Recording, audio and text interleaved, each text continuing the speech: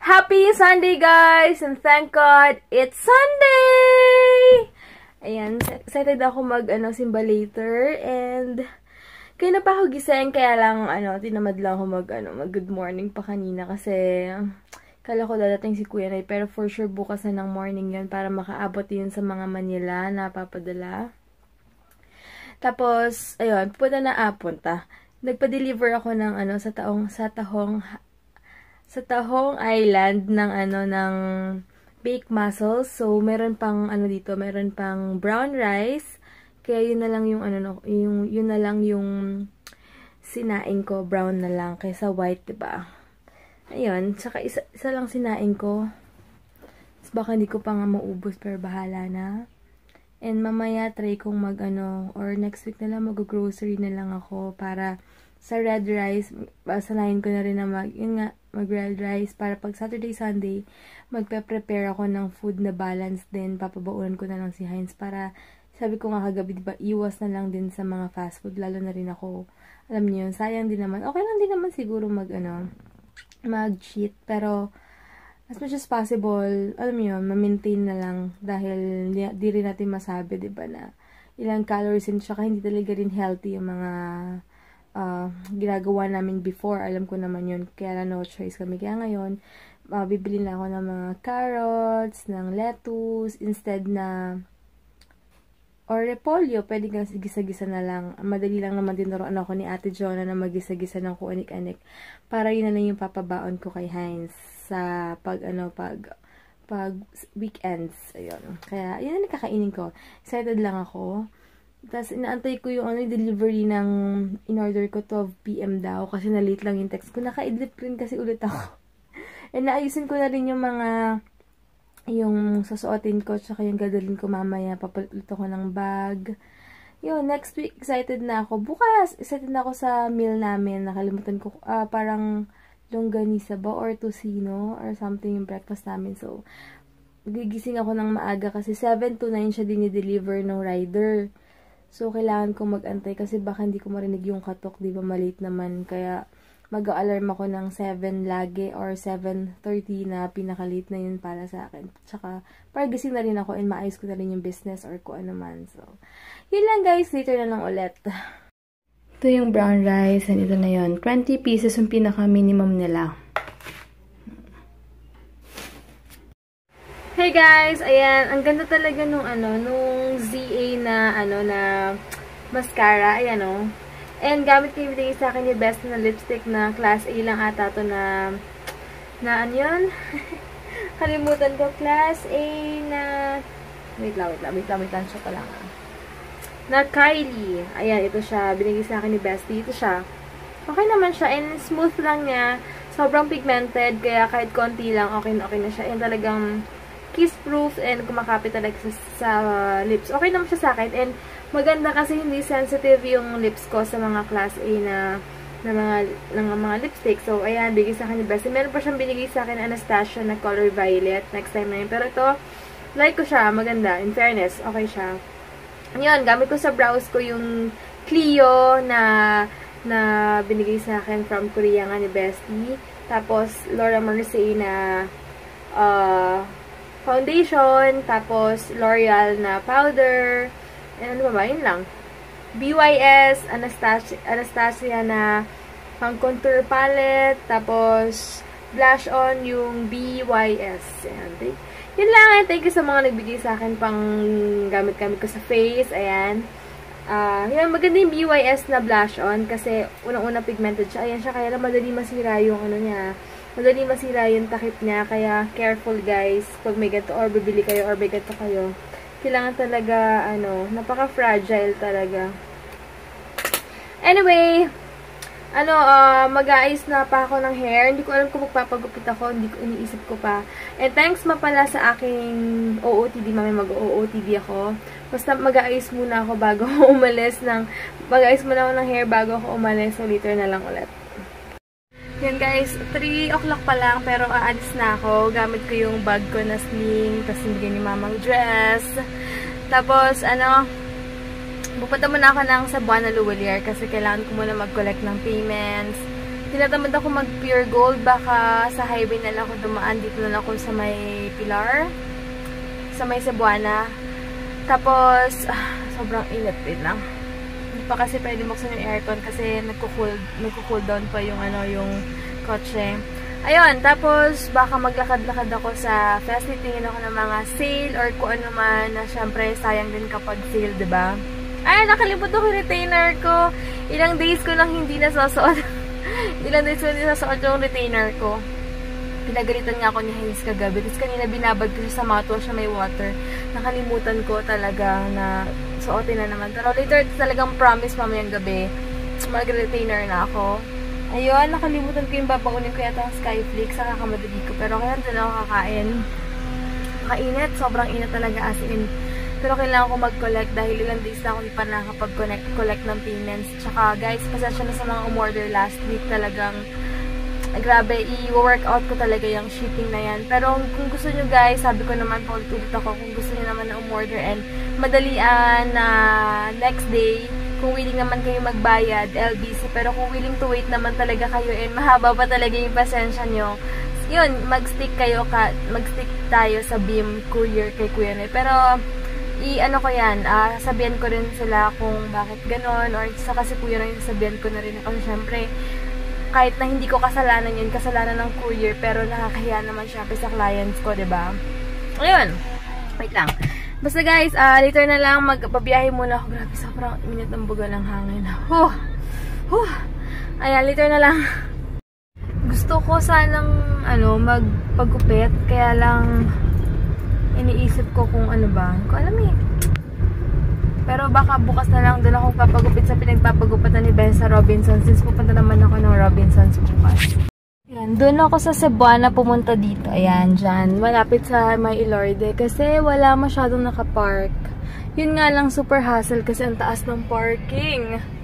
Yun lang ang disadvantage kapag maliit ang kotse.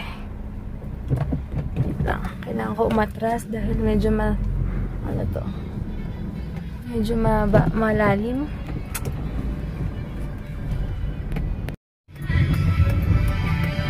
May nakita ako. Panahon na ata ng atis ngayon. So, sana may hinog. Bibili ako. Grabe, super daming tao ngayon dito.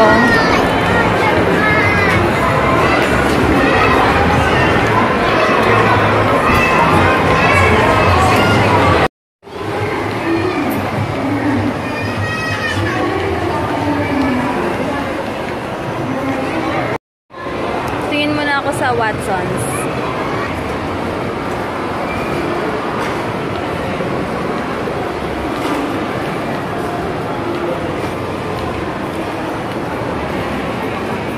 Nakakatamad tumingin-tingin kasi sobrang daming tao, lalo na sa Shopwise.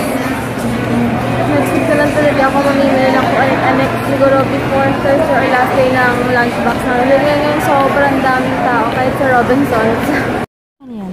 Wait lang. Sige, check ko rin yan. May nakita ako nung partner nung ko yung binili ko nung isang araw. Meron pala ditong leggings nun. 250 lang siya. Pag okay yung fit, bibilin ko to para terno pa nag-boxing ako. Ito naman Body Music, sa 50 off din siya. 170 plus, tsaka yung leggings. So, check ko muna to. Ito naman, check ko rin. Small to? Yes. Magkano na lang siya? Sorry. 285. 285 na lang. Sige, check ko tong mga to. Thank you, tate. Balikan na lang ako. So, ayan. Bumili rin ako ng mga underwear. Siguro mga 6 pieces kasi dati siyang almost 70 pesos. 50 off. Basta 37 yata isa. 6 pieces. Ilang pieces ba yun? Mga 5 to 6 pieces binili ko. Wala lang. Kasi sayang naman. Casabella yung brand niya. Magaganda siya. And it's cotton. Kaya okay siya.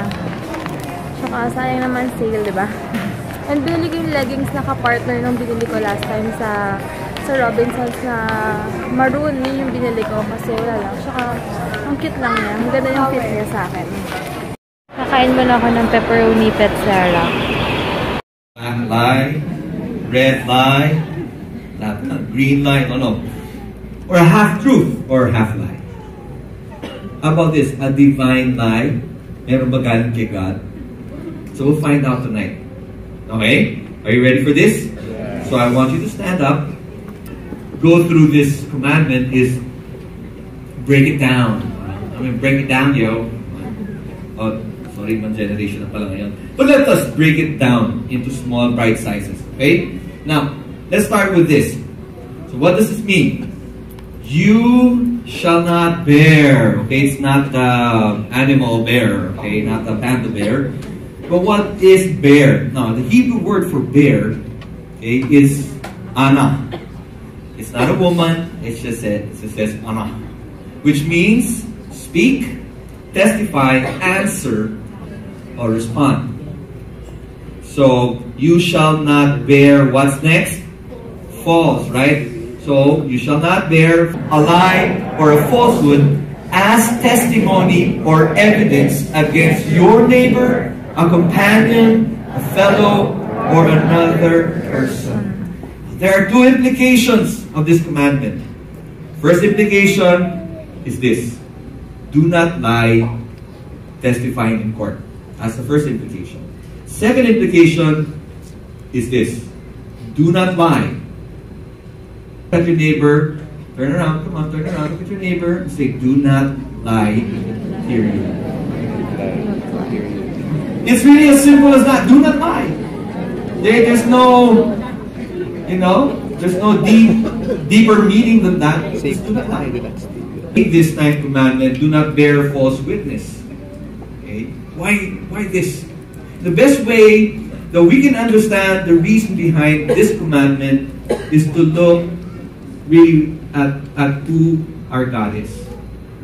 So we can actually give you all the reasons why this command was given, but it would be best for us to understand the person who gave it, God. It's one thing that you and I, we receive the rules and regulations, but you don't know who gave it. You don't understand why He gave it. But when the Ten Commandments was given to us, it was given by God. And if you don't know God, you don't know who He is, you will probably not understand why we have His Ten Commandments. So I want to give to you 3 attributes of God, or characteristics of God, or probably the reason why He gave these 9 commandments. The first one is this: God is a God of truth. In biblical times, the people of Israel who testimony, or when we lie, whether in the courtroom or outside of the courtroom, what we are doing, we attack not only the person that we're lying to, but what we're doing is that we are attacking the very person and character of God. That's what we're doing. Because we are expected to reflect the glory of God. We are expected to carry the character of God. When we bear false witness against our neighbor, or when we lie, we do not represent God, and the truth is not with us. God of truth, He must be represented. In John chapter 8, prohibition. Secondly, when you join hands with a wicked man, to be a malicious witness. Thirdly, when you fall in with many to do evil, when you bear witness in a lawsuit, siding with the many, so as to pervert justice, nor shall you be partial to a poor or a poor man in the lawsuit. God forbids lying. He forbids it. Why? Because He hates it. He hates lying. Proverbs 6 verse 16 to 19 says, there are 6 things that the Lord hates, 7 that are an abomination to Him. So we must pursue truth. So this principle, this same principle, okay, will have to be applied on all the sins. Like sins of the tongue, like lying. Of course, we know that. We've talked about this. Defrauding. Okay, when you deceive, someone for your benefit. Deception, of course, that's one. Slander, when you say, untrue things to somebody. How about this? Gossips. Gossip. This is TV series, Gossip Girl or something. Do you watch it? About the pretty little, what do you call them? Liars. Gossips. How about this? Flattery. Uy, ganda ng suot mo, ha? Grabe, galing, ha? Oh, you lost weight ata, ha? Ganon, di ba? It's kind of like my kids say, Dad, you know, you look so good. Yeah. Okay, I like your shoes. I like your pants. I like your... Dad, you're guapo. Sabihin ng ano, Then after a few minutes, Dad, you think you can buy me some... Flattery will get you nowhere. Okay? How about this exaggeration? How many of you have done this? Okay, tayo-tayo lang naman, di ba? Alright, okay lang. But how many of you have, you know, made a beautiful, you know, biodata or well, it's all part of this. Because God is the God of truth, we must always pursue truth. Amen? That's very important. In fact, if you are a born again, bought by the blood of Christ, a worshiper of God, a lover of God, this is what the Apostle Paul.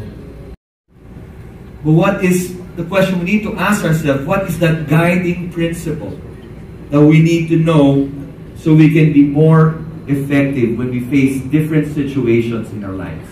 That's what we need to ask. God, what's the best answer? What do we do? We can best answer it again when we know who our God is. Okay? Which brings me to our second point this evening, and it's called this.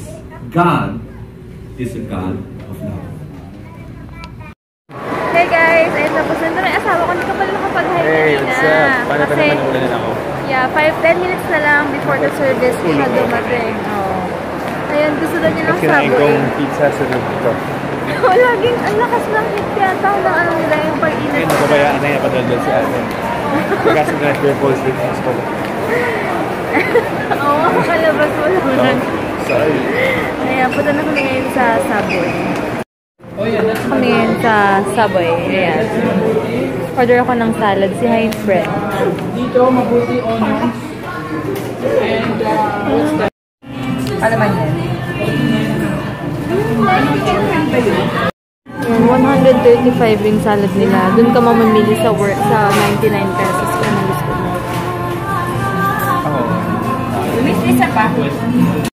Ranch na lang, please. Masarap yung ranch dressing nila. I-minute ko pala si Vanessa. May online shop siya. Mamaya ko malalaman kasi may bibigay daw siya. Malapit lang siya sa Pilar. So, yan. Mag-minute kami. Excited na. Di ako. Anong ano mo? Ano ulit shop mo? Hindi okay lang. Hindi ko naman. Ay, naku. Kahit na. Ano, sabihin mo sa kanila. Yung Perfection Shop. Oo, sige. Pahingin ng link Oo, sige. Thank you. Ang ayan, sabi ni Vanessa, para sa amin daw to ni Bess. Yun, kailangan ko to. Tapos, meron ding scrub. Wow! Meron din, yun. Ang cute naman. Sobrang bango as in. I have, potato blush serum. Nakakatuwa naman. Fair ba? Kailangan ko to. Effectively lighten scars. Okay yan. Basta pwede yan. Ay. Yes, a multi-purpose balm. And then, ayun! Makeup remover. Thank you so much, Sis Vanessa! Ilalagay ko yung link niyan. Dito siya nagpapapromote, pero syempre, alam niyo na kahit niyo sabihin sa akin, basta makahelp ako and talagang generous niyo sa akin, talagang thank you so much. Ipopush ko to and babalitaan ko kayo about these products. Hey guys! Bye na kami. Thank you so much, Vanessa. Kukunin ko yung link niya. Ilalagay ko sa description box. Buti na lang hindi ako bumili ng makeup remover kanina. Sayang din yung pera ko if ever bumili ako. At least meron akong makeup remover. So, good night na. Bukas maaga ako gigising kasi excited ako sa food namin. Good night ka na. And then everyone was so tired. Baka panood muna namin yung Gusto niyo ito makita? Panoorin muna namin yung trailer ng Dukot bago kami manood. Dukot. Taken. Tagalog daw, Filipino Dukot. version daw ng Dukot. Ay nako, mabay ka na. Good night. Kanina pa nagbababay. Tatawa lang ako. Good night, guys! Thank you so much for watching. Bukas na lang. Sa mga nagtatanong nito, sobrang tagal na ng ZE na mascara ko. Ewan ko, buti nga, hindi pa siya for sure expired na to. Pero hindi pa naman hindi pa naman kumakati yung mata ko.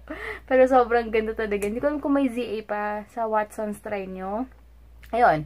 And sale ko lang ito nabili, 50 off. Pero nasa 500 or 400 yata siya pag hindi 50 off. So, good night. Thank you so much for watching. Bukas na lang and God bless.